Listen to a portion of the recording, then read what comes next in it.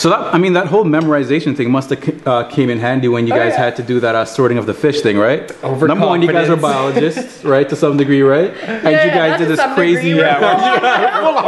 I mean, like that's what we like lived, breathed, like that's what we did. So what happened at that moment? Like, what happened? We just like were overconfident. You know, we thought that this was like we had it in the bag. There was these species of fish, so similar, and like, we've had to like separate species of like ferns and insects. And so we look at this and we're just like, we're biologists, we got this. Right. Faster than anybody. I'm a biology major, so is Jinder. We can distinguish species of fish. Chuck them fast, man. This is what we're gonna chuck these fish. So Sukhi and Jinder come in and they're frantic. Come on, Jinder. Come on, Cormac. We can't let this other group pass us. Keep chucking, keep chucking. I look at her, she looks at me, and No, so it took longer than expected because 3 of the fish looked exactly the same. But being on the second flight, we did make up time and we did get it, but we didn't give up faith. Like, we were like, we can do this. But 3 of them, like, at the end there, it was just like, okay, put this one here, put this one here. There was no logic at the very end. Because they were just so similar. Like, we were like looking at their gills, looking at their mouth, looking at, but it was all the patterns and they all, your eyes start going mumble jumbly and you're just like. We are ready for the inspection. Incorrect. Our biology background is helping us. No! Not at all, actually. Okay, I'm just gonna analyze these.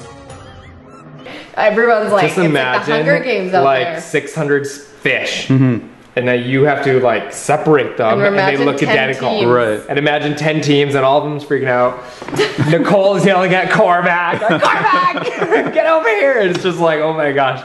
Sorry. Nicole. And then there's a fish in my pants, literally. Oh no. Like somehow it ended up in my trouser thing, so we were missing a fish. We've been here for how many, like over an hour now. We have no idea. What the hell is incorrect? Where's the clue? Is it in your pants? Things in my pants. What's that? Ew, there was a fish, sorry, in my pants. Oh, put that in. That's probably the thing. There's a fish somehow fell down my pants. Sorry. Okay, ready, inspection? Good to go? Get the clue! North Chesterman Beach. And then she kissed a fish. I mean, we were just not thinking straight. I was like, Made out with a this, fish. I will kiss a fish. How much sleep did you guys get the night before? Pardon? How much sleep did you guys get the night before? Oh, we made sure to like, we would like black out our windows. We put like pillows, our towels, everything. We had a little candlelight dinner one day. It was like daytime, like 12 p.m. We made it all black. We made it all dark, dimmed the lights, and the dinner came in. And the lady came in, she's like, oh. We're like, no, that's my sister. He's like, wow, it's so romantic in here. We're like, no. We're brothers and just sisters. trying to get it really dark so you can get our circadian rhythms all set. So we were hardcore. But on the race, sometimes it's like 2, 3, 4 days. So you just like, you're running on pure adrenaline. Right. So I mean, yeah, especially you're exhausted. We don't eat gluten or dairy or any of those. We have a lot of allergy restrictions. And so some days we wouldn't eat for like 13 hours. We were so hypoglycemic. Like someone would be like, take a right turn. And I'd be like, what did they say, Jinder? He's like, you're trying to tell me that you don't understand what take a right turn means. I'm like, no. We were in Normandy and she's looking at this person like she's speaking French. I was like, what? Like, how do you not understand what she's saying? Because she was like, take a right. And she's just standing there like, what? I'm like, all right. But I mean, that's what happens when you're on the race. And then we realized that we needed to eat apples or have some sugar or something because it really messes you up. Like you could be like, hey, what's your name? And you're like, I don't know my name. I forget. You just can't think. Because you're just jumping, like other teams, they would eat on the plane. So we'd go like 10, 11 hours, jump out of the plane. You're literally racing. You don't get to like prep and prime. You're just like, boom, you land, like you run. think it's gonna be the funnest thing because I'm in Macau. I jumped off like a 900-foot building. But the second you land, you're just like, where do we go? It's like you don't even think about what you just did. You just like bungee jumped off this huge thing, but now you're running towards a Sonato Square. Wow. You forget. You're just like, what? Like how do I go there? And oh yeah, so it's just very stressful. Happiness. Remember Happiness Square? We had to make our way to Happiness Square. It was like the most miserable time of our life. It was horrible. All right, so from what I understand, there's a challenge that you guys had with the with surfing in BC, right? But before that, though, you guys had a little thing going on with the Chevy Volt. The Chevrolet Volt. What can I say about that car? That car's definitely. Well, we get in this car, and before we get in, you have to unplug it. So we think that, and it said pick your car carefully. So we think and you cannot switch at any point. So we thought we picked a crappy car because there was only 15 kilometers of electric power remaining. So we're just like freaking out all the way to the fish challenge, thinking, okay, after the fish challenge, we have to plug in this car or else we're gonna die. And so I'm like, we have to plug in this car, right? And Suk's like, yeah, we gotta plug in this car. We make an executive decision together while the rest of the teams are going to the next detour, next challenge. They're gonna bring We decided to park at a gas station and plug in. We went to a mechanic. We're like, hey, we have this mechanical car. We only have this much juice left. He's like, yeah, just plug it in the wall. And I was like, oh, is that enough power to like, how long will it take to, you know, like a wall plug? Yeah. Like, I don't know that much about electronics, but a little bit. And he was like, yeah, it'll be fine. And finally, when the light came on, it said it would take 3 days. Oh. And we were like, something is not right. We're like eating chips. Should we plug in or something? Yeah, we need to plug in. Where do we find a plug? We've actually never driven an electric car in our life. I bet you some people's cars might die. Oh, wow, that's probably true. I think, okay, we're gonna eventually have to plug this thing in. Stop and park the car. Excuse me, we need to plug in our car because it's electric and we're in a race. We're thinking, let's plug in our car while we're ahead of the pack. Is it charging? Plug it in. Maybe. Doesn't that say you have 453 kilometers? We're completely wrong. We plugged in an electrical car for no reason. Oh my gosh. Let's go. Go. Open the fridge. Go. Open the trunk. Oh my gosh. Oh my gosh. Yes. Love you. Okay, we can make it up, don't worry. Oh man. Reese's Pieces, like. And our camera guy's just probably going, they're staring at us. They can't say anything except to follow us. They know we're making this huge mistake. So now we get to the surfing challenge. We're just like, everyone's there. And Rex Harrington and them had been there forever. Like they had left hours before us because we were parked for a good solid 2.5 hours trying to figure out this car situation until we figured out you can put gas in it. Right. It was a switchover. Okay, we will never make that mistake again. Ever. And so we get there, we're 2.5 hours behind and everybody's there. Sukhi, they're here? The freaking mom? Oh, the bikes are over there. Hey. Whoa. Come on, Sukhi. But we don't know at this point, but Rex and Bob, as you saw, they were not able to complete the challenge, even though they were like, we could do it because they're ballerinas, ballerina. But anyways, Jinder got there, he got out there, and we'd been so stressed because we realized we made this big mistake and we were really confident going into the race. But now for the first time, doubt crept in. I've never surfed before. I'm thinking it's gonna be so easy. You can do this! Oh my gosh. Good try! Get on, one leg forward.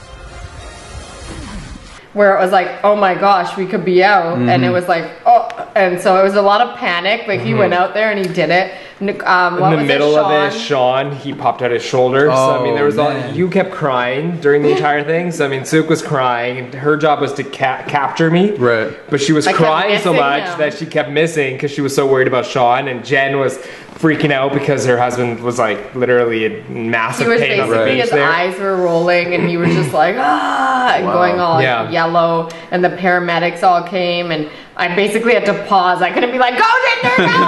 You got this, good, don't worry, we're secure. But I mean, he was out, obviously. But it was like, it was intense, but we got it done. And then it was really funny because right after surfing, you had to build a chair. And it was so I'm out there surfing for hours. And like right after I get it, I decide to go build the chair. So Suk's out and just chilling for like 3-4 hours doing nothing. Everyone's like, did you surf? I'm like, no, he did. They're like, you're not building the chair. I'm like, I don't know. I feel super bad. It was nice. I built my chair like a boss. Like you both have to do 6 challenges. Individual challenges. So it evens out. Yeah, I mean, you get just pushed to like, that was like the second day, and we'd been pushed to like every limit at that point. That first day. And it was 10 challenges the first day. Wow. And not all the challenges air, because there's just so much. Like, you have to remember, it's like, the first leg was like 3 days long. And like 10 challenges. People think that we just stroll into the pit stop like, oh, there's John, la la la, running. That could be like its own show by itself. Finding John. I mean, you are now running for hours looking for John. Like, you have no idea where he is. They put him in like, it's like Finding Waldo. It's like a 10-kilometer trek to Finding Waldo. Like up a mountain, through a valley. It's brutal. When you see him, you just want to like punch him in the face and then cry and hug him. Yeah, all these emotions just because of that last thing. Right. Because you're just like, oh my gosh, and you have no idea what's going on, and you're like running for your life. I mean, in Hong Kong, we were at the Bruce Lee statue, and it's like, go find John at the pit stop. So it's simple. But then that took like 2 hours. Wow. You go from there to now running around this park for like an hour. It's like nuts. the relative, the time frame of it, you see 40 minutes, 20 minutes of commercials, 40 minutes of the show. Yeah. Right. But the time frame of just like from going A to B is usually like a couple hours. Yeah. It's crazy. So crazy. Yeah. So, I mean, they showed like whatever they want to show, but you've been now just like struggling for a few hours, and they get you at your weakest moment, and then they show it. I'm pretty sure that there's some points where I guess it gets highly emotional, because there was a clip that I was watching where I believe you guys were in China or something like that, and there was some type of casino challenge, and you guys made it to the next round, but it was because that leg wasn't a disqualification leg, We got saved by non-elimination. And then we dominated the race. You know what? So going up to leg 4, you don't see it a lot of the times, but we were helping like so many of the teams. We were so nice and so kind and always helping. And even like going up into the casino game, we were helping people. But what we didn't realize, they had an alliance. So we're on a level playing field here. Anything could happen. Come over here. I don't get it, do you? No, man, I don't get it at all. Just wondering if we asked somebody for help. Did you guys tell us? Huh? Did you guys tell us, please? Can you tell me what it is? Do you know what it is? Do you know what you're doing? I'm not going to help Sukhi and Jinder ever. And so when we got to the casino, we like for 10 seconds we were like, hey, can you help us? Hey, can you help us? Like, and because everyone was helping each other, and no one helped. And then us. for the rest of the season, people thought we were the team that couldn't do anything. We were asking for help. But the thing is, what they didn't realize, no one helped us. No one wanted to help us. But we were still helping. And that's because they were freaking out. Because what would happen is we'd go on our own detour, like plugging in the car for 2 hours, and then we'd show up and get 6th. They're like 5th. So they were like, how are they doing this? Like, they're getting lost, they're doing all this thing, but they're still dominating somehow. Like, so they were a little, they had Nicole good reason. and Cormac wouldn't, anybody, and they were like helping each other. And you know, Jinder was key there. He was like, hey, like we could do this. He's like, well, don't ask anybody. He was like, I know you can do this. Like he actually took me aside, and as soon as I was like, okay, like as I regrouped, because I'd never played casino, we were never allowed to play poker. Like Indian family, it's like the worst that you could do. And so I panicked. I was like, do you know how to do this? And he was like, no. And instead of like going into it, so there's actually like a pattern or something, right? It's really simple if you get this game down. We just have really good memory, so we decided to actually memorize every square of the board and every different pattern that could possibly come up, and then every single piece how it could be laid out. It's like an impossible thing to do. 4 hours. So we just straight up memorized it. It's like literally almost impossible to do. That's how we got it. We don't even understand Fantan. Yeah, I still don't to this day. We just memorized straight out because we just thought, you know what? Why don't we just play to our strengths and just you memorize that half, I'll memorize this half. Let's just do it. And yeah, we started eventually that's what we did. And once when we focused in, and then when we went home and regrouped, like it was an emotional night. It was like, what? We're not these type of people. Like we could do anything. And he was like, hey, like I look at you, and I'm like, whoa, she could do move mountains. Like Fantan's nothing. And then that gave us the strength to kind of. So there's lots of growth there too. Yeah.